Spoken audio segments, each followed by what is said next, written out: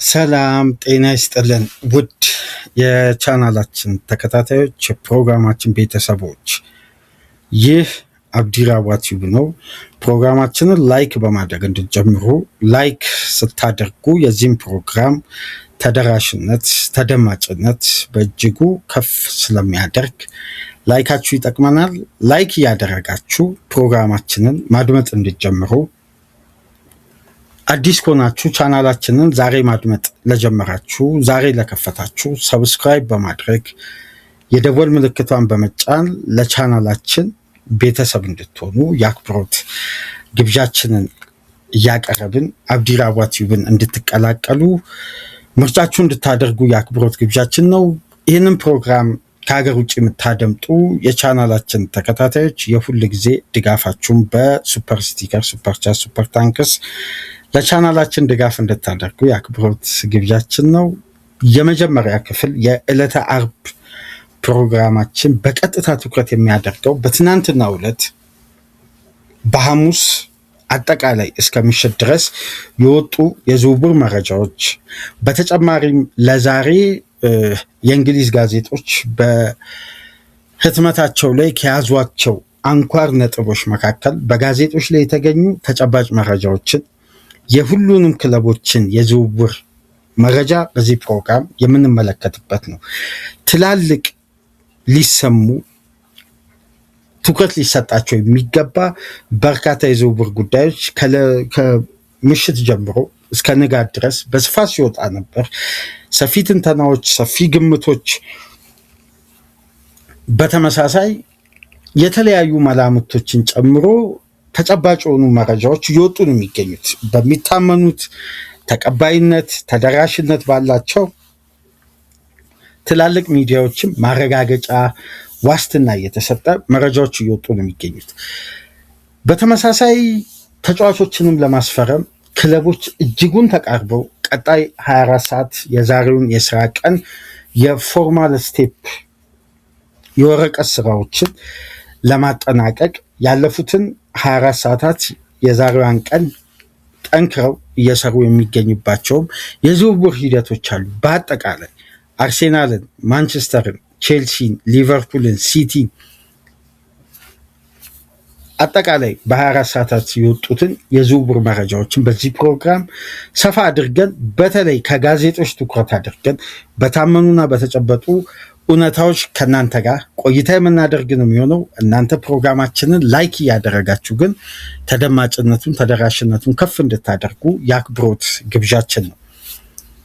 እስቲ የመጀመሪያ ነጥባችንን በቀጥታ ወደ ቫይታሊቲ ስቴዲየም እንሂድና አሌክስ ስኮትን በተመለከተ ያለውን ተጨባጭ የ24 ሰዓት መረጃ እናድርሳችሁ። በትናንትናው ዕለት በዘ ታይምስ አማካኝነት አመሻሹን ከወጡ መረጃዎች መካከል ትኩረት አግኝቶ ሽፋን አግኝቶ መነጋገሪያ አርዕስት ከሆኑ ነጥቦች መካከል አሌክስ ስኮት ነው።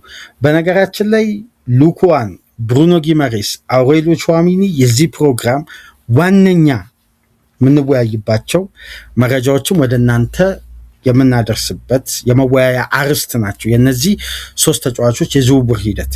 ነገር ግን ሌሎችም ትኩረት ሊሰጣቸው የሚገባ መነሳት ያለባቸው ሂደቶች ስላሉ ከአሌክስ ስኮት እስቲ እንጀምርና አሌክስ ስኮትን ለማስፈረም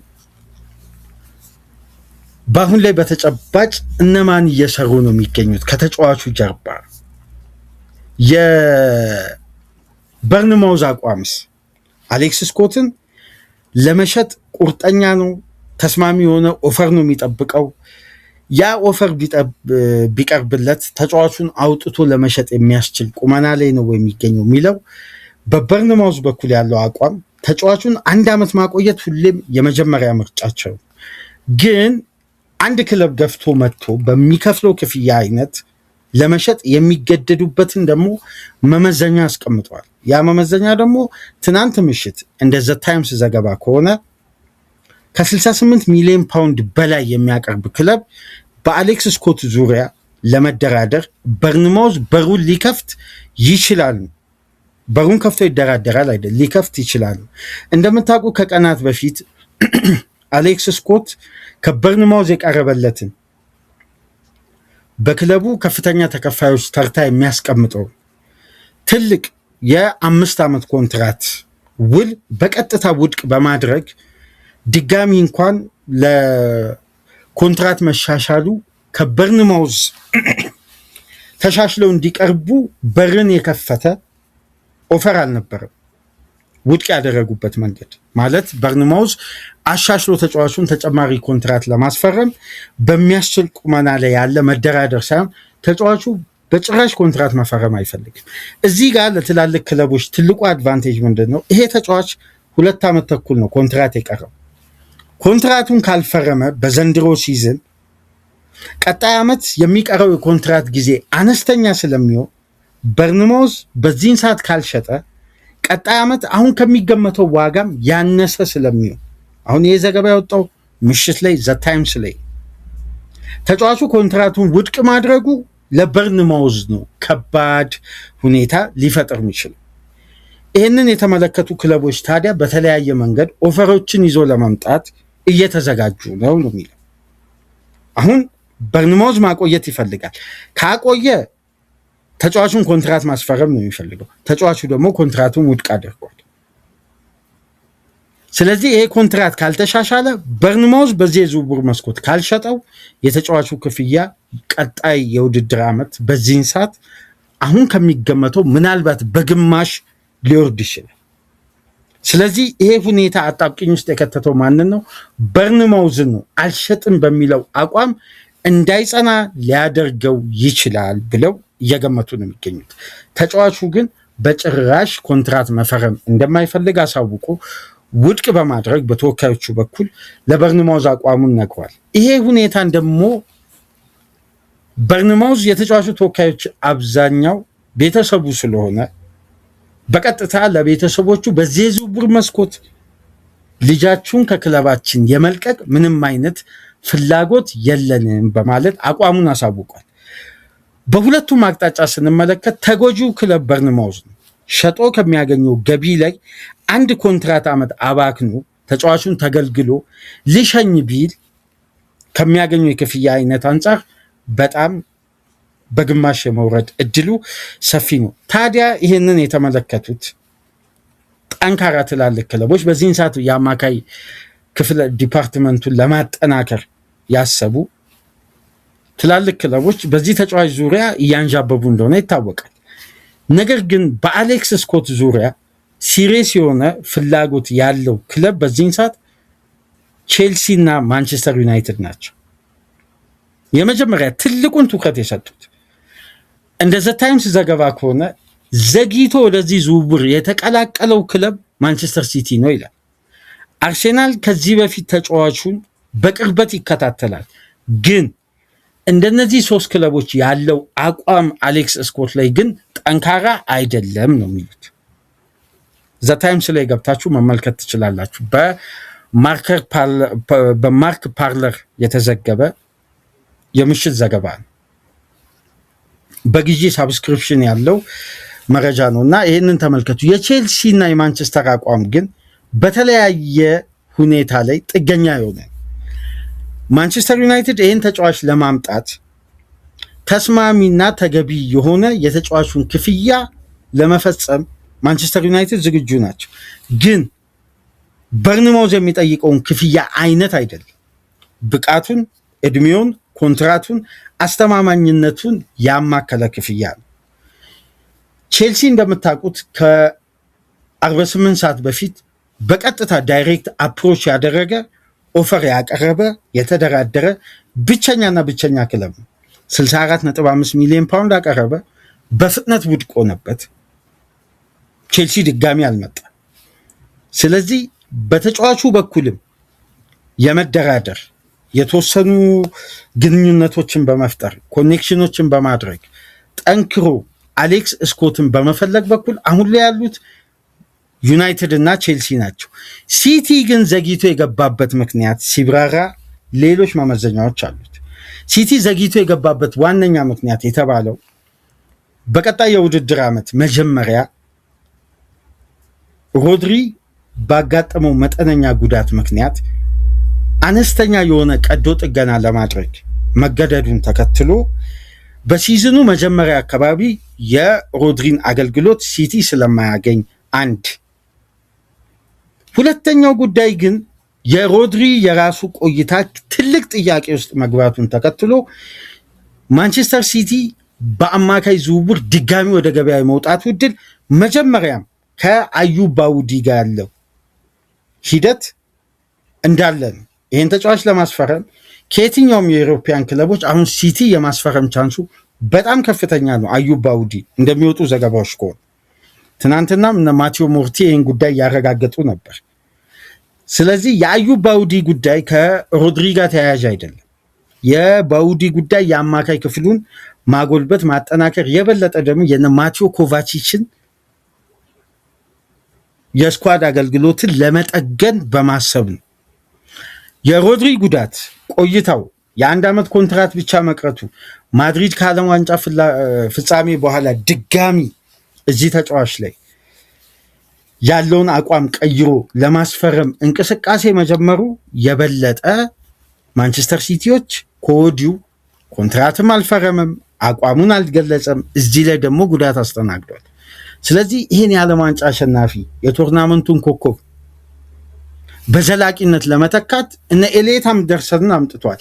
ግን ኳሊቲውን በማጣመር ቦታው ላይ ተጨማሪ ኃይል በማምጣት የበለጠ ከቨሩን በተጨማሪ ኃይል ለመድፈን ታሳቢ የተደረገ ሂደት እንደሆነ ዘ ታይምስ ማንቸስተር ሲቲ የመጣበትን እዚህ ዝውውር ላይ የገባበትን ሁኔታ ገልጿል። ስለዚህ የአሌክስ ስኮት ጉዳይ ላይ ምሽት ላይ የወጣው የማርክ ፓርለር ዘገባ በአብዛኛው ያለውን እውነታ ሲገልጹት በዚህ የዝውውር መስኮት ይሄን ተጫዋች በርንማውዝ ኮንትራቱን ውድቅ ካደረገ በኋላ አቋሙን ሊቀየር የሚችልበት እድል ሰፊ ነው፣ ይገደዳል። ግን የዝውውር መስኮት ላይ እየተፈጸመ ባለበት ዋጋ በርንማውዝ ሊሸጥ የሚችልበት ቻንስ በዛው ልክ ዝቅተኛ ነው። ምክንያቱም ክለቦች ያለ ኦፈር ከቆዩ ሻሽ ክለብ ይህን ተጫዋች አግባብቶ ኮንትራት ለማስፈረም ያደረገውን ጥረት ውጤታማ ካልሆነ የመጨረሻ ኦፈር ይዞ ለመጣው ክለብ የመደራደርና ለሽያጭ የመብቃት እድል ይኖረዋል።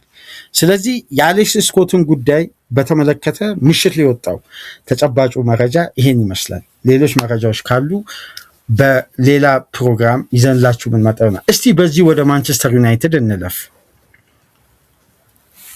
ከማንቸስተር ዩናይትድ ጋር በተያያዘ እስቲ ይሄን ጋዜጣ በዛሬው ዕለት አርብ ለእግር ኳሱ ቤተሰብ በህትመት የበቃው የዘሳንን ጋዜጣ የፊት የጀርባውን ዋና አርዕስት ተመልከቱት። ዘሳን ነው በዛሬው ዕለት ለህትመት ከበቁ ጋዜጦች ውስጥ የዘሳን የእግር ኳሱ ገጽ ላይ የኤሊየት አንደርሰን በትናንትናው ዕለት ይፋዊ የማንቸስተር ሲቲ ፊርማውን የተረጋገጠበት ይፋ የሆነበት ኢንተርቪዎች ሬጂስተር የሆነበትን የተለያዩ ሁኔታዎችን የሚገልጽ ከላይ በኩል አለ። ከስር ተመልከቱ። ማን ቹይ የሚል ነው። በአውሬሎ ቹዋሚኒ ዙሪያ ነው። አናዘር ትራንስፈር ኤክስክሉሲቭ የኔ ነው ባሉት መረጃ የማንቸስተር ዩናይትድ ሪፖርተር በሆነው በሳሙኤል ሉከስት የወጣው የመጨረሻ ሌተስት አፕዴትን የጋዜጣቸው ዋና አርዕስት አድርገውታል። ዘሳን በማንቸስተር ዩናይትድ እና በአውሬሎ ቹዋሚኒ መካከል ይሄ ጉዳይ በቀጥታ ተያያዥ የሚሆነው አድማጮች ከማርካ ሰሞኑን ካወጣው መረጃ ጋር አንደኛ ተያያዥ ይሆናል። ሁለተኛ ዳሪዮ አስ የሚያወጣው መረጃ ጋር በቀጥታ ተያያዥ ይሆናል። በሶስተኛ ደረጃ ደግሞ ፋብሪዚዮ 100% ኮንፈርም ለማድረግ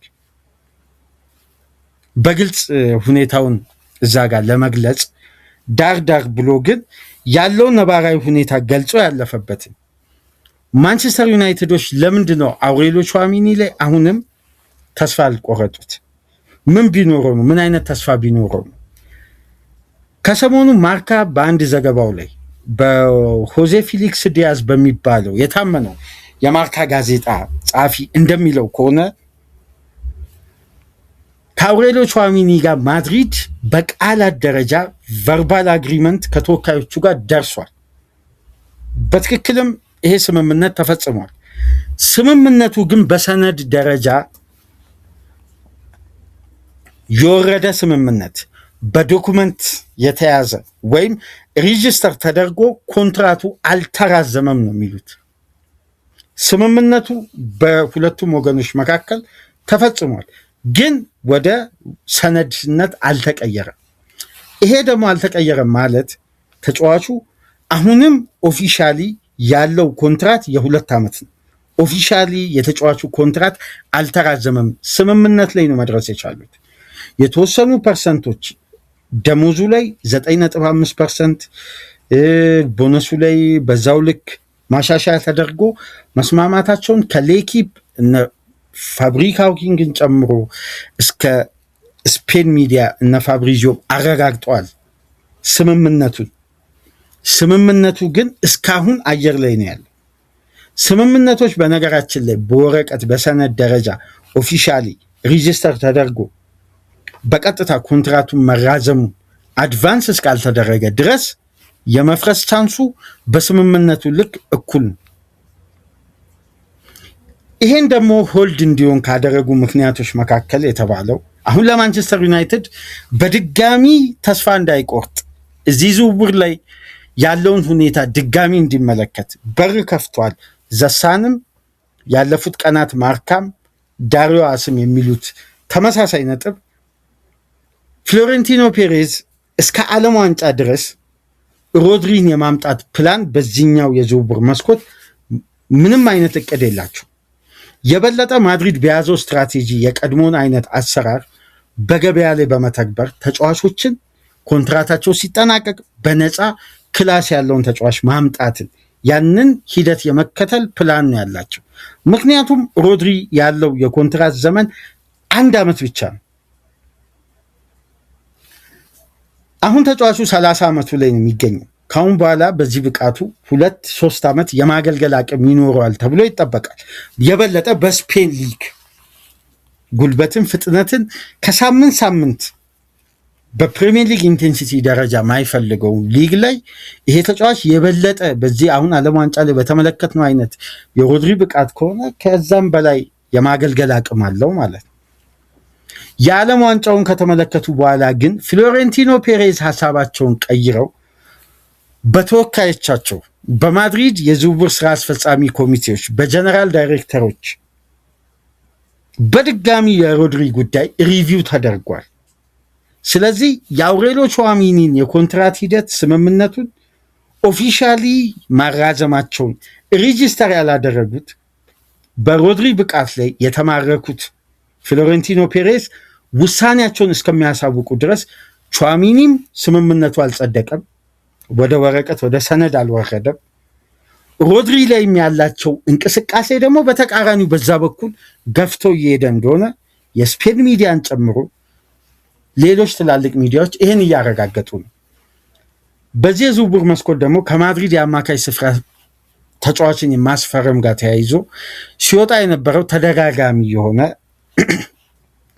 አንድ አይነት መረጃ አለ። ማድሪድ አማካይ ሳይለቅ አማካይ አያስፈርምም። ምክንያቱም የዩኤፋን ፋይናንሻል ፌር ፕሌይ በሚጥስ መልኩ አሁን ያለው ስብስብና ስኳድ ኮስት ለማድሪድ እዚህ የአማካይ ክፍል ላይ ሌላ አማካይ መጨመር ፋይናንሻሊ ከፍተኛ ችግር ሊያመጣ ስለሚችል አማካይ ለቀው አማካይ ማስፈረም ነው ፕላናቸው። ይሄን በተደጋጋሚ ፋብሪዚዮም ሲያነሳ ነበር።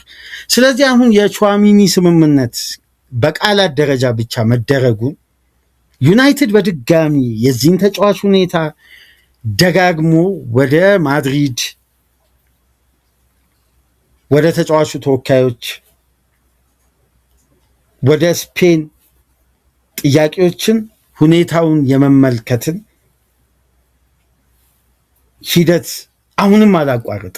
ይህንም በተመለከተ ስለዚህ የቹዋሚኒ ኮንትራት ኦፊሻሊ ሬጂስተር አለመደረጉ ሮድሪ ላይ ደግሞ ማድሪድ ጠንካራ ፍላጎት በድጋሚ ማሳደሩን ተከትሎ ማንቸስተር ዩናይትድ አሁንም በዚህ ተጫዋች ላይ ተስፋ ሳይቆርጥ የማስፈረሙን ሂደት ጥረቱን በድጋሚ መጀመሩን ነው እንግዲህ እነዚህ ጋዜጦችን ጨምሮ ትላልቅ ሚዲያዎች እየዘገቡ የሚገኙት። ነገር ግን ባለፉት ቀናት ከካቫሚንጋ ኤጀንት ጋር ግንኙነት መጀመራቸውን ሌሎች ሚዲያዎችም ፋብሪዚዮን ጨምሮ ሲዘግቡ ነበር።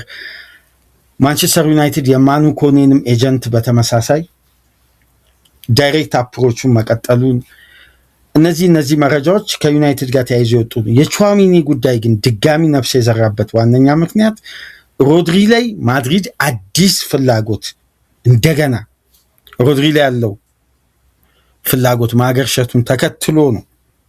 የቹዋሚኒ ኮንትራት ለምንድን ነው ኦፊሻሊ ተጫዋቹን ኮንትራት ማራዘማቸውን ሪጅስተር ማድረግ ያልፈለጉት ነው። አሁን ስምምነቱ ተደርጓል።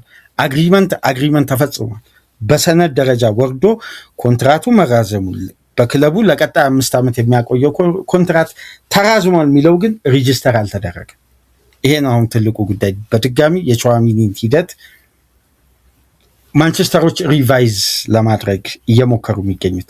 በሌላ በኩል እንግዲህ ታይለር አደምስንም ዩናይትድ ባለፉት ቀናት ይህም ተጫዋች በዩናይትድ ራደር ውስጥ እንደሚገኝ ዴሊ ሜል በተመሳሳይ ገልጿል። ታይለር አደምስ በበርንማውዝ ከጉዳቱ ከተመለሰ በኋላ እጅጉን አስደናቂ የሆነ ተጫዋች መሆኑን በአሜሪካ ብሔራዊ ቡድንም በዓለም ዋንጫ የተመለከት ነው። በጣም አስደናቂ ብቃቱን እያሳየ የሚገኝ ተጫዋች ነው። በአጠቃላይ አውሬሊዮ ቹዋሚኒ የእንግሊዝ ጋዜጦች፣ የስፔን ሚዲያ ከማድሪድ ጋር የተያያዘው ነጥብ የሮድሪ ሁኔታ ጋር በቀጥታ ይሄ ጉዳይ ቼን የተጠላለፈ ነው እና እስቲ በቀጣይ ቀናት ቹዋሚኒ ሪጅስተር ከተደረገ አበቃ። ሪጅስተር መደረጉን ማድሪድ ኦፊሻሊ በራሱ ፔጅ ማረጋገጫውን ይሰጣል። እስካሁን ግን ስምምነት እንጂ ማረጋገጫው አልተሰጠም። ስለዚህ በቹዋሚኒ ዙሪያ ያወጣው መረጃ ይሄን ይመስላል ማለት ነው። በቀጥታ እስቲ ወደ ብሩኖ ጊመሬስ የዝውውር ሂደት እንመልከትና ወደ ሉኳ ሊጠናቀቅ በጣም ከጫፍ የደረሰውን በጣም በቀጣይ 24 ሰዓታት ምናልባት ፋብሪዚዮ ሂርዊጎ ሊል የሚችለው የመጀመሪያ ትልቅ የዝውውር ሂደት የሉኳ ነው። ወደሱ ዝውውር እንመጣለን። እስቲ አሁን የብሩኖ ጊመሬሽን ጉዳይ እንመልከት። በዛሬው ዕለት ለህትመት ከበቁ ጋዜጦች መካከል እስቲ በድጋሚ ይህንን ጋዜጣ በስክሪናችን ላይ ተመልከቱት። ዘ ታይምስ በዛሬው ህትመቱ ላይ ከያዛቸው ነጥቦች መካከል የአንዶኒ ራዮላ በሊቨርፑል ቤት አዲሱ ቪዥን በተመለከተ ዳር ላይ ያለውን በግሬት ጃኮብስ የወጣውን ትናንት ምሽት ሳሚ ማክቤል፣ ፋብሪዚዮ ሮማኖ፣ ቤን ጃኮብስ እነዚህ ሁሉ የዝውውር ዘጋቢዎች ያወጡት ሪፖርት አለ፣ ተመልክታቸዋል። አርሴናል 70 ሚሊዮን ፓውንድ ለማቅረብ ቅድመ ሁኔታውን አጠናቆ በቅርቡ ሪጅስተር ያደርጋል። 70 ሚሊዮን ፓውንዱን ትሸጣላችሁ አሸጡም በሚል ግን ጥያቄው ሳይቀርብ በፊት ውድቅ እንደሚሆን ነው የሚጠበቀው አይደል?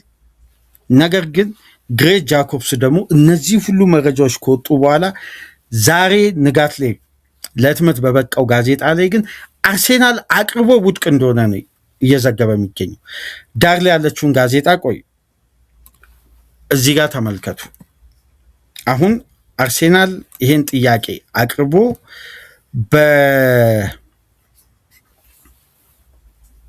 በኒውካስል ውድቅ መደረጉን አረጋግጠናል ነው የሚለው።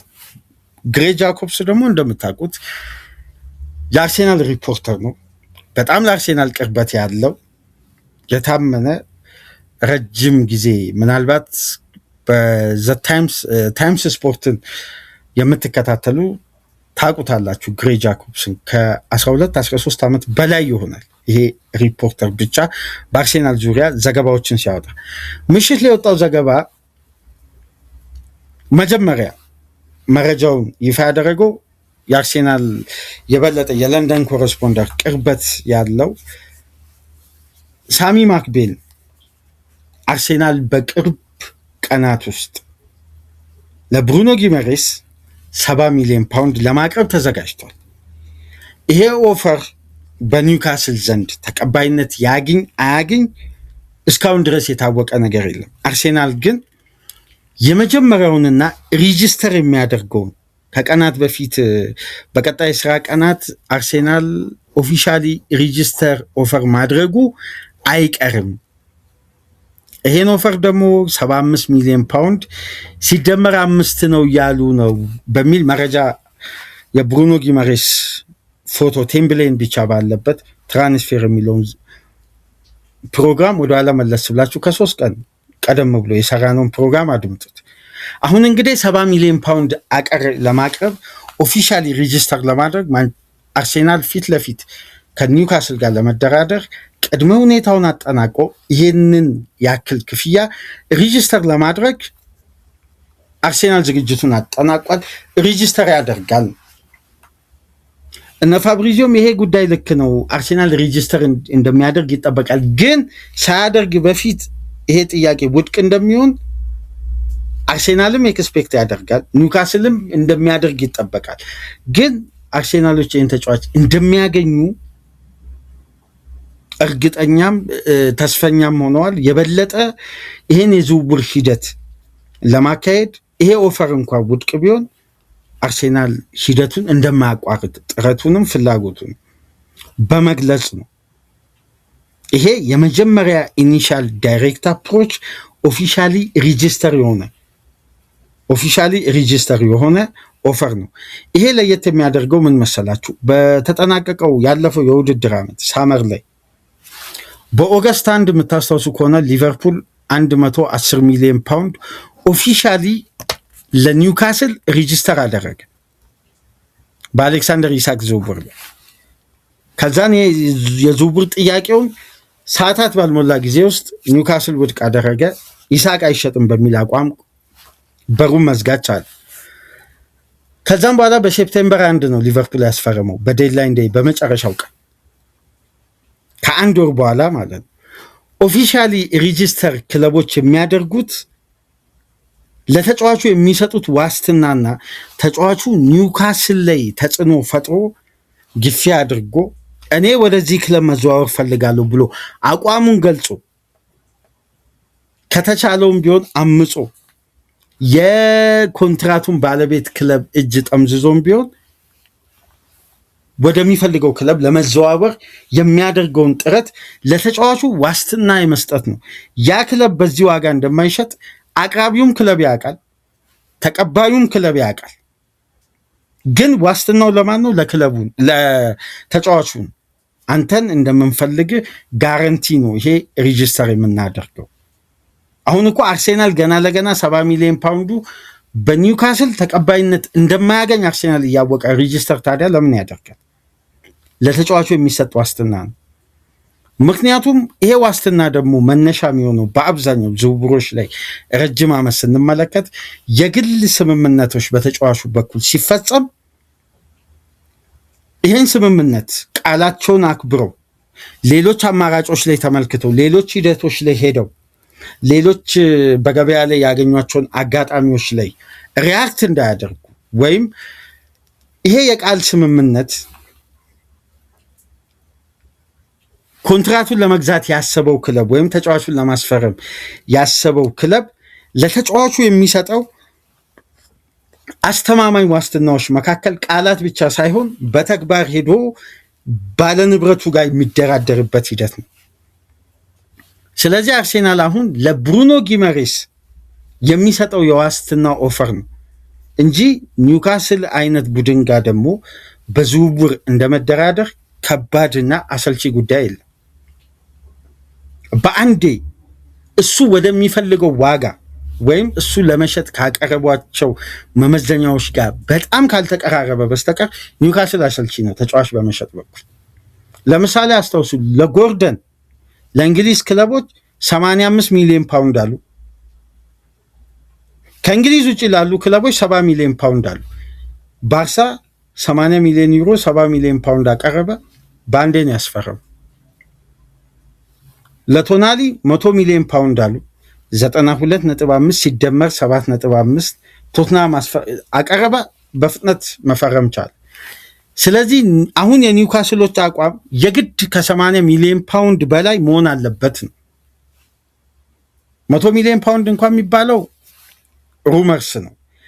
በአብዛኛው እንዲህ አይነት የዝውውር ሂደቶችን በጥልቀት ያለውን ሁኔታ ለመመልከት ከፈለጋችሁ ሪኮመንድ ላደርጋችሁ ዘ ክሮኒክ ስፖርት የሚባለው የታይንሳይድ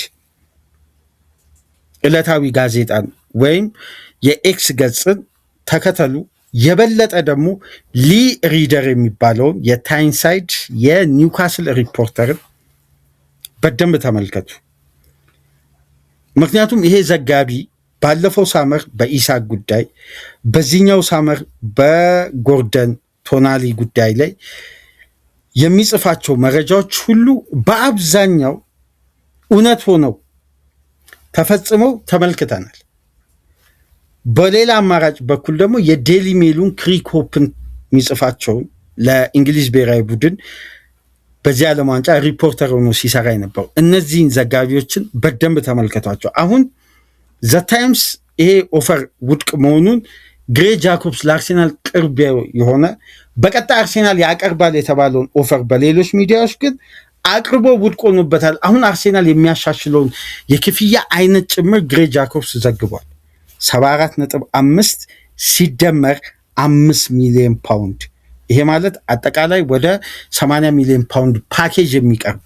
ካሁን በኋላ ያለው ሂደት ግን ወይ ማስፈረም ነው፣ ካልሆነ ከዚህ ዝውውር ለመውጣት አርሴናል እንደ ግሬ ጃኮብስ ዘገባ፣ በተጨማሪም እንደ ሊ ሪደር ዘገባ ከሆነ ለመሰላችሁ ከነፋብሪዚዮ የበለጠ እነዚህ ዘጋቢዎች ለየክለቦቻቸው በጣም ቅርበት አላቸው እና ከሚዲያ ኮሚኒኬሽን ኃላፊዎች በቀጥታ ነው መረጃ የሚሰጣቸው። ይሄን አሁን ልዩ የሚያደርገው እነ ፋብሪዚዮ ግን የሚያገኙት መረጃውን ከማዲቴሪያን ነው፣ ከአደራዳሪ አካላት ወይ ከሶስተኛ ወገን ወይ እዛ ስታፍ ውስጥ ከሚገኙ ነው መረጃዎችን ሊያገኙ።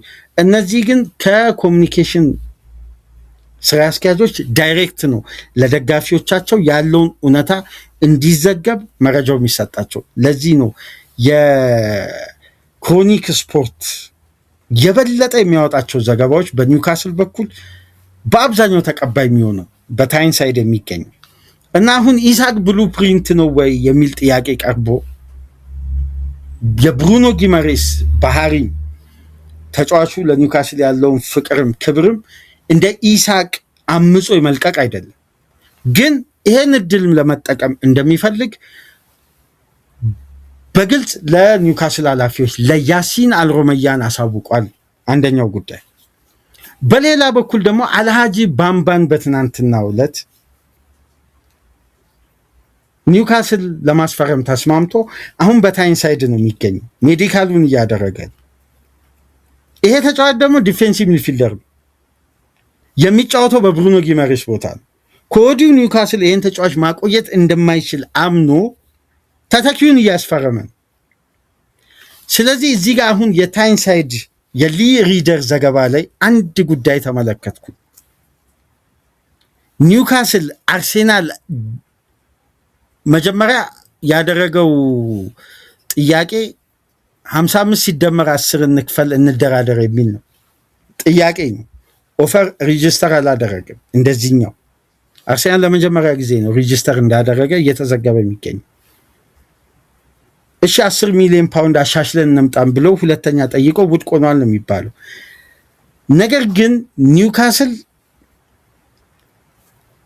ብሩኖ ጊመሬስ ማቆየት ይመርጣል፣ ካልቻለ ግን ጥቅሙን ማስከበር ቅድሚያ ይሰጣል ይላል።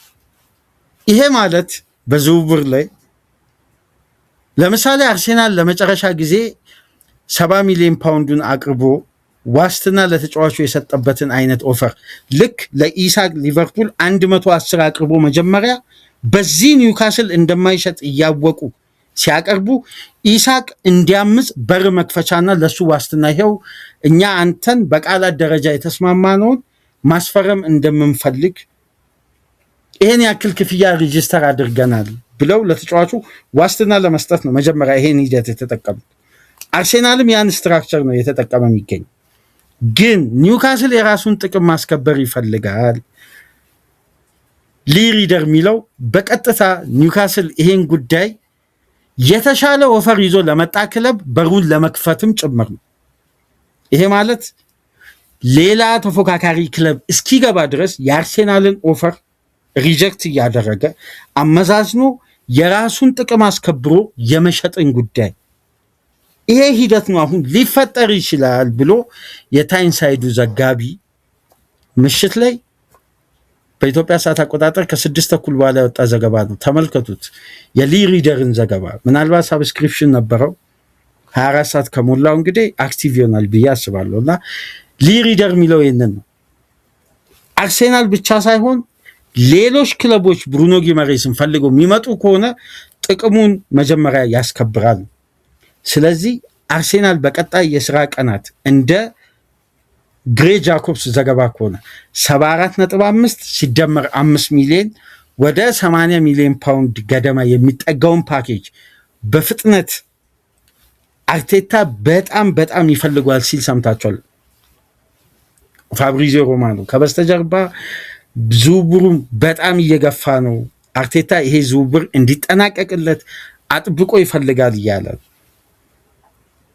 ይሄን የሚባለውን የግሬ ጃኮብስ ለአርሴናል ቅርበት ያለው የዘ ታይምሱ ዘጋቢ የሚለውን ኦፈር አርሴናል በፍጥነት አቅርቦ የሆነ ስቴጅ እስካልሄደ ድረስ የብሩኖ ጊመሬስ ፈላጊ ሌላ ክለብ መምጣቱ የማይቀር ነው። ምክንያቱም ሊሪደር እንደሚለው ከሆነ አዳዲስ ክለቦችን በታይም ሳይድ ዙሪያ እየተመለከትን ነው ኢንክሉዲንግ ቼልሲ ይላል። አሁን ትናንት ምሽት አርሴናል የኔ ያክል ኦፈር ሊያቀርብ ነው ከተባለ በኋላ የቼልሲ ስም በተደጋጋሚ መነሳቱ አዲስ ጉዳይ አይደለም ነው አለ። እዚህ ዝውውር ላይ እንቅስቃሴ አለ በቼልሲ በኩል ነው የሚለው ሊሪደር ነው። ስለዚህ ይህን ጉዳይ የምንመለከተው ይሆናል። አርሴናል ታዲያ ብሩኖ ጊመሬስን የማስፈረም ቻንስ አሁን ላይ ባለው የድርድር ሁኔታ፣ ምክንያቱም በቃላት ደረጃ ከዚህ ተጫዋች ጋር አርሴናል በሁሉም ሁኔታ ተስማምቷል። ስምምነቱ ግን ቨርባል አግሪመንት ሌላ ክለብ ከገባ ሊፈርስ የሚችል ልክ ቹዋሚኒ ላይ ያነሳ ነው አይነት። ምክንያቱም ኒውካስል ጥቅሙን ካስከበረ ያ ኦፊሻል ኦፈር ያቀረበውና የተሻሻለውን ኦፈር ያቀረበው ክለብ ኒውካስል ጋር ሲስማማ ብሩኖ ጊመሬስንም ለማስማማት አርሴናል ከሚያቀርበው ጥቅማ ጥቅም የተሻለ አድርጎ ነው የሚያቀርበው። ስለዚህ አርሴናል ልክ ሞርጋን ሮጀርስ ላይ የተፈጠረው አይነት ጉዳይ ታይሚንግ እና ዲሲዥን እንዳይበላሽበት እዚህ ተጫዋች ላይ አርቴታ የዚህን ያክል ሲሪየስ ከሆነ በቀጣይ ለኒውካስል ቢያንስ እነሱ የሚፈልጉትን ገንዘብ ባይሆን እንኳን ተቀራራቢውን አቅርቦ በፍጥነት ይሄን ዝውውር ማካሄድ አለበት የሚለውን አጠቃላይ ዘገባዎች ላይ የምንመለከተው። ሌሎች ክለቦች አይገቡም ማለት አይቻልም። በተለይ ቼልሲ ለምን መሰላችሁ? የአሌክስ ስኮት ኦፈር በቼልሲ በኩል ውድቅ ሆኗል። እዚህ ጋር ኒውካስል ተቀብሎ ኦፈር በዚህ አንሸጥም ብሎ ውድቅ ካደረገ ገንዘብ አሻሽላችሁ ነው ተጫዋቹ አይሸጥም በሚል አቋም ላይ ኒውካስል አልጸናም አሁንም። ምክንያቱም አልሃጂ ባምባን ያስፈረመው ለብሩኖ ጊመሬስ ተተኪነት ስለሆነ በትናንትናው ዕለት ይሄ ተጨባጭ እውነታ ነው። ስለዚህ አርቴታ የዛሬ የሞርጋን ሮጀርስ ዝውውር ቅዳሜ ሳምንቱ ነው አይደል? ዝውውሩ አይጃክ መደረጉ የተገለጸው አንድ ሳምንት ነው። በቅዳሜ ዕለት ነው። አርሴናል ሐሙስ ሮብ ድርድር ማድረጉ ሲነገር ነበር። አድቫንስድ ስቴጅ ነው ፐርሰናል ተርሙ ሲባል ነበር። ሐሙስ፣ አርብ፣ ቅዳሜ ግን ዝውውሩ በሌላ ወገን ተጠለፈ። ስለዚህ አርሴናሎች በአንድሬስ ቤርታ አማካኝነት እዚህ ዝውውር ላይ በጣም አክቲቭሊ ካልፈጠኑ ይሄ ዝውውርም ሂደት የኒውካስል ሁኔታ የተጫራች ክለቦችን እድል የሚጠራ ነው። አሁን የሚወጡትን ዘገባዎች ይኸው ከነ ጋዜጦች ከነ ዘጋቢው ከነ ማረጋገጫው እንግዲህ ዘገባውን ወደ እናንተ በስክሪናችን ላይ እየተመለከታችሁ ማረጋገጫውን ደግሞ ከነ ዘጋቢዎች በተለይ ለክለቦቹ ቅርበት ያላቸው ከየትኛውም ዘገባዎች በተለይ በእንግሊዝ ክለቦች ዙሪያ ከኦርኒስተን የተሻለ ዘጋቢ የክለቦችን የኮሚኒኬሽን ሙሉ ሪፖርት የሚሰጠው ለዘገባነት ሪፖርተር ነው። ከሱ በመቀጠል ደግሞ የየክለቦች ሪፖርተርን ደግሞ በዝውውር ላይ የተሻለ መረጃዎችን ያወጣሉ ተብሎ ይታመናል አሁን ላይ ባለው ሁኔታ። ስለዚህ የብሩኖ ጊማሬስን አርሴናል እዚህ ተጫዋች ላይ ያለው አቋም 100% የማስፈረም ከሆነ ተጫዋቹ ላይ ያለውን ሁኔታ በአጠቃላይ መጠቀም አለበት። በጣም አክቲቭሊ መጠቀም አለበት። ሌሎች ክለቦችም ቼልሲ ብቻ ሌላም ክለብ የመግባት እድል ይኖረዋል።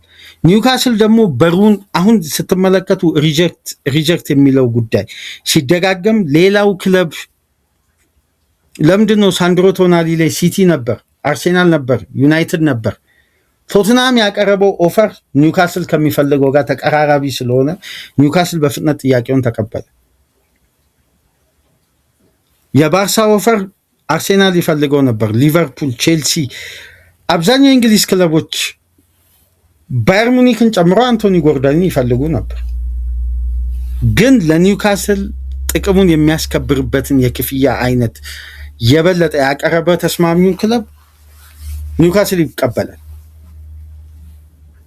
አሁን ተጫዋቹ ይሄ ዝውውር እንዲካሄድ ከአርሴናል ጋር ስምምነት መፈጸሙ ብቻ አምጾ ዝውውሩ እንዲካሄድ አያደርግም። ግን አቋሙን በግልጽ አስቀምጧል መዘዋወር እንደሚፈልግ። ስለዚህ ተተኪውን አስፈርመዋል። ኒውካስል እየጠበቀ የሚገኘው እሸጣለሁ ባለው ዋጋ ተደራድሮ የሚያስፈርመውን ክለብ ነው፣ ያንን ተቀራራቢ ዋጋ። ይሄን ደግሞ አርሴናል ለተጫዋቹ ዋስትና በመስጠት 70 ሚሊዮን አቀረበ።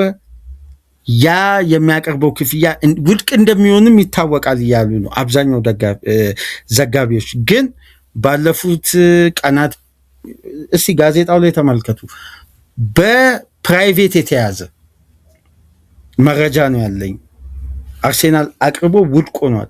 ከአሁን በኋላ የሚያቀርበው ኦፈር ግን ኒውካስል እንዲቀበል የሚያደርግ አርሴናል ይህን ተጫዋች ለማስፈረም የሚያስፈልገውን ቅድመ ሁኔታ ነው የሚለው ግሬ ጃኮብስ። ይህንም በቀጣይ ቀናት አርሴናል አሻሽሎ አቅርቦ ዝውውሩ ላይ ምን ያክል ገፍቶ ይሄዳል አብሮ በጋራ ምንመለከት ነው የሚሆነው። አሁን ላይ ያለው ግን ተጨባጭ መረጃ ከክሮኒክስ፣ ከታይምሳይድ፣ ከዘታይምስ፣ ከነፋብሪዚዮ ከሁሉም ሚዲያዎች ላይ ያሉ መረጃዎች ይህን ይመስላሉ። ዝውውሮች ደግሞ በሰዓታት፣ በቀናት፣ በደቂቃዎች ልዩነት ይቀየራሉ ማለት ነው። በቀጣይ እስቲ ሉኳን እንመልከት። ቼልሲ በጣም የተቃረበው ፈረንሳዊው የሉኳ ዝውውር። ቼልሲ ይህን ተጫዋች ለማስፈረም እንግዲህ በክሪስታል ፓላስ የሚገኘውን በ2023/24 ከቮልፍስበርግ በ18 ሚሊዮን ፓውንድ የፈረመው ፈረንሳዊው ሴንተር ባክ የ26 ዓመቱን ሉኳን ለማስፈረም በጣም እጅጉን ተቃርቧል። በቀጣይ 24-48 ሰዓታት ይህን ዝውውር ቼልሲ ያጠናቅቃል ተብሎ ይጠበቃል። በጣም ዝውውሩ እጅጉን ተቃርቧል። እንደውም ይሄ ተጫዋች የበለጠ ሪሊያብል ባይሆኑም ግን ለንደን ለሜዲካል መገኘቱን የሚገልጹ መረጃዎችም እየወጡ ነው የሚገኙት። የዝውውር ሂደቱን በፍጥነት ለማጠናቀቅ ይሄ ተጫዋች እንግዲህ በስቲቭ ፔሪሽ እና በህደድ ኤግባሊ የዓለም ዋንጫ ጨዋታ የሚደረግበት ስቴዲየም አቅራቢያ በሚገኝ አሜን የሚባል ግዙፍ ሌክዠሪ ሆቴል ላይ የተደረገው የዓለም ዋንጫ የፍጻሜው ቀን የተደረገው ድርድር በሁለቱ ክለቦች መካከል ያለው የሂሳብ ልዩነት የ5 ሚሊዮን ፓውንድ ነበር። ፓላስ ጥያቄውን ውድቅ ሳያደርግ ጥያቄውን ሪቪው ያደርጋል፣ ግን የዋጋ ማሻሻያ ሊኖር እንደሚገባ ለቼልሲዎች አሳውቀው ቼልሲ እንግዲህ ባለፉት ቀናት ይሄን የዋጋ ተመን አሻሽለው መጥተው ተጫዋቹን ለማስፈረም ከፓላስ ጋር ስምምነት ከተጫዋቹ ጋር ስምምነት ከፈጸሙ ቆይቷል። ከፓላስ ጋር በሁሉም ቅድመ ሁኔታዎች እየተስማሙ እንደሚገኙ ነው እየተዘገበ የሚገኘው እና ለዚህ ተጫዋች እንግዲህ 58.6 ሚሊዮን ፓውንድ ቼልሲ ይከፍላል ማለት ነው። ኦልሞስት ወደ 60 ሚሊዮን ፓውንድ ከቫን ሄካ ክፍያ በላይ እንደሚከፍል ግን ተረጋግጧል። 58.6 ሚሉ አሉ፣ 60 ሚሊዮን ሚሉ አሉ። የተለያየ የገንዘቡ መጠን እንግዲህ የ3 ሚሊዮን ፓውንድ ልዩነት ነው ከ57 እስከ 60 ባለው የዚህ ፈረንሳዊ ሴንተር ባክ የዝውውር ሂደት የሚፈጸመው እና የተጫዋች በቀጣይ የሰማያዎቹ ንብረት የመሆኑ እድል በጣም ከፍተኛ። ምክንያቱም በዝውውር አሁን ከሰሞኑ የሚፈጠሩ ጉዳዮች ያለፈውም ሳመር የሚፈጠረውን ጉዳይ ስንመለከት አንድ ተጫዋች በትክክል በሁለቱ ክለቦች መካከል አግሪመንት ጭምር ተፈጽሞ ክለብና ተጫዋች መካከል እንኳን አግሪመንት ተፈጽሟል የሚለው ነገር እስካልታየ ድረስ ለማመን ይከብዳል። ምክንያቱም ክለብ ከክለብ ጋር ተስማምቶ ተጫዋቹ ግን ከዛኛው ከገዢው ክለብ ጋር ካልተስማማ ሌላ ክለብ ገብቶ ሃይጃክ አድርጎ ተጫዋችን ሲያስፈርም አይተናል። ተጫዋችና ክለብ ተስማምቶ ክለብ ከክለብ ጋር ሳይስማማ ደግሞ ሌላ ክለብ ገብቶ ተጫዋቹንም ክለቡንም አስማምቶ ተጫዋቹ ሲነጥቅ ተመልክተናል። ለዛ አሁን ባለው ሁኔታ እንግዲህ በሁለቱም ወገኖች በኩል ቼልሲ ግሪን ላይት አግኝቷል። ፓላስም ለቼልሲ ለመሸጥ ፍቃደኛ ነው። ኦፈሩን የመቀበል ሁኔታን 100% እያሳየ ነው። 60 ሚሊዮን ፓውንድ ቼልሲ ከ57 እስከ 60 ሚሊዮን ፓውንድ ለመክፈል ፊክስድ ፊ አቅርቧል። በአድቫንስ መልክ አይደለም፣ ሙሉ ክፍያ የሚከፈል ነው ተቆራርጦ። ይህን ተጫዋች እንግዲህ እስከ 2032 የሚያቆየውን የ6 ዓመት ኮንትራት ቼልሲ እንደሚሰጠው የበለጠ ደግሞ የዛቪ አሎንሶ ወደ ቼልሲ መምጣት በተከላካይ ዲፓርትመንት ከተያዙ እቅዶች ውስጥ ቅድሚያ የሰጠው የሉኳን የመሃል ሴንተር ባክ የማጠናከሩን ሂደት ቼልሲ የጀመረው ከሳምንታት በፊት እንደሆነ ተገልጿል እና ይህንን ተከትሎ ሉኳን ቼልሲ ለማስፈረም እጅጉም በጣም ተቃርቧል። ከሪም አልባጎቪችንም ቼልሲ የማስፈረም እድሉ በጣም ሰፊ ነው የተባለ ነው። ይሄ ባየር ሌቨርኩዘን ንብረት የሆነው ወጣቱ ቦስኒያዊ ተጫዋች በዓለም ዋንጫ እንግዲህ ግብ ማስቆጠሩ ይታወሳል። የበለጠ ደግሞ ጣሊያን ሊያስቆጠራት ግብ የጣሊያንን ህልም የቀጨችዋን ግብ ማስቆጠር የቻለው የክንፍ ተጫዋች እንግዲህ የቼልሲ ሌላኛው የዚህ የዝውውር መስኮት ቀጣይ ኢላማ ነው ተብሎ እየተነሳ ነው የሚገኘው። ግን ቼልሲ በገበያው ላይ በጣም አግሬሲቭ እና አስፈሪ ይሆናል። በጣም ዝውውሮች ላይ የሚገባበት መንገድ ዝውውሮችን ለማካሄድ ቼልሲ በድፍረት ቆፍጠን ያለ አቋሙን ይዞ አንድ ዝውውር ላይ ያልተንዛዛ ሂደትን ለመጠቀም በጣም አክቲቭ ሆኖ እየሰራ ነው የሚገኘው እና ይህም ዝውውር ላይ ቼልሲ በጣም በፍጥነት የሚያካሄደው ዝውውር ይሆናል ተብሎ እየተጠበቀ ነው የሚገኘው። በመጨረሻም ትናንትና በራሞን አልቫሬዝ አማካኝነት የማርካ ሬዲዮ አቅራቢ ወይም ጋዜጠኛ የማርካ ጋዜጣ ጸሐፊ ሆነው ራሞን አልቫሬዝ እንደሚለው ከሆነ ሊቨርፑሎች በ2027 2 ዓመት ኮንትራት የቀረውን ቪኒሽስ ጁኒየር በዚህ የውድድር ዓመት ኮንትራቱን የማራዝም ከሆነ ቀሪ የ1 ዓመት ኮንትራቱን በነፃ ሳይሆን ቪኒሽስ የሚቀረው የ2 ዓመት ኮንትራት ነው። እስከ 28 ነው የሚቆየው። 2 ዓመት ኮንትራት አለ። ይሄ የውድድር ዓመት የሚጠናቀቅ ከሆነ ኮንትራቱ የማያድስ ከሆነ በቀጣይ ሳመር ተጫዋቹን የ1 ዓመት ኮንትራቱን ውል ለመግዛት ተጫዋቹን ለማስፈረም ድርድር ያደርጋል ተብሎ ይጠበቃል እና ይህን ሁኔታ አጣርተዋል በሚል ነው የማርካ ሬዲዮ ጋዜጣ ጸሐፊ ራሞን አልቫሬዝ የዘገበው እና ይሄ መረጃ ከምንም ሊወጣ ነው። ብዙም እንግዲህ በርካታ ሚዲያዎች አስተጋብተውታል። ግን ቪኒሽስ ጁኒየር አሁን ባለው ሁኔታ ከሆነ በማድሪድ ቤት በጣም የረጅም ዓመት ኮንትራት የሚፈርም ነው የሚመስለው። ምክንያቱም የታመኑ ዘጋቢዎች የሚሉት ስምምነቱ ያልተፈጸመው እስካሁን ድረስ የቦነሱ ጉዳይ ነው። በባፔ ደረጃ ክፈሉኝ የሚል ጥያቄ ቪኒሽስ ጠይቋል ብዬ አላስብም። ምክንያቱም ፍሎሬንቲኖ ፔሬዝ ለዚህ ተጫዋች ይመጥናል ያሉትን ትልቅ ኦፈር ምናልባት ጋፑ በጣም ትንሽ እንደሆነ የሚነገረው ከባፔ ጋር አቅርበው ስምምነት አለ በደሞዙ ላይ፣ በቦነሱ ላይ ግን ስምምነት እንዳልተደረሰ ነበር በአንድ ወቅት መረጃ የተመለከትነው እና አሁን የቪኒሲየስን ጁኒየር ስም ከሊቨርፑል ጋር ያውም 2027 ላይ ይፈርማል በሚል ነው ተያይዞ ባለፉት ሰዓታት መረጃዎች የወጡት። በአጠቃላይ በዝውውር በኩል የወጡ መረጃዎችን ከጋዜጦች ከሚዲያዎች እንግዲህ የጠቆምናቸውን ዌብሳይቶችም የመረጃ ምንጮችንም ገብታችሁ የበለጠ እየተመለከታችሁ በሌሎች አፕዴቶች እስከምንመለስ ሌሎች መረጃዎች ይዘን እስከምንመጣ ድረስ እነዚህ የምንጠቁማቸው ሶርሶች አንደኛ አድማጭን በማያደናግር መልኩ በታመነና በተጨባጭ መረጃ ለክለባቸው ደጋፊ ሪፖርት ስለሚያደርጉ እነዚህን ዘጋቢዎችና ሪፖርተሮችን ተከታተሏቸው። በአንድ ተጫዋች የዝውውር ሂደት ላይ ምን ያክል እነዚህ ዘጋቢዎች እውቅና አላቸው የሚለውን ደግሞ የዘገባቸውን ጥራት ተመልክታችሁ የምትረዱት ይሆናል።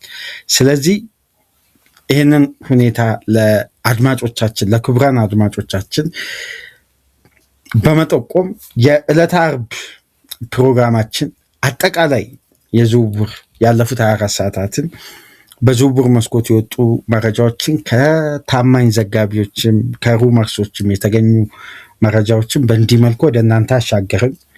ጋዜጦችንም እስከ ንጋት ጠብቀን ወደ እናንተ በእንዲህ መልኩ ያቀረብን። ከተመቻችሁ ላይክ አድርጉ። ላይክ ስታደርጉ በርካታ የእግር ኳስ ቤተሰቦች ይህም ፕሮግራም ያደምጣሉ። ላይክ እያደረጋችሁ አዲስ ከሆናችሁ ደግሞ ሰብስክራይብ በማድረግ የደወል ምልክቷን ተጭናችሁ ቻናላችንን እንድትቀላቀሉ፣ ይህንን ፕሮግራም ከሀገር ውጭ የምታደምጡ በሱፐር ስቲከር፣ በሱፐር ቻት፣ በሱፐር ታንክስ ድጋፍ አድርጉ። የዓርብ ዕለት ፕሮግራማችን ይሄን ይመስላል። ቅዳሜ ንጋት በክሪስቶስ ዞሊስ በኤሌት አንደርሰን በሌሎች ፕሮግራሞች እስከምንገናኝ ድረስ ሰላም ቆዩ።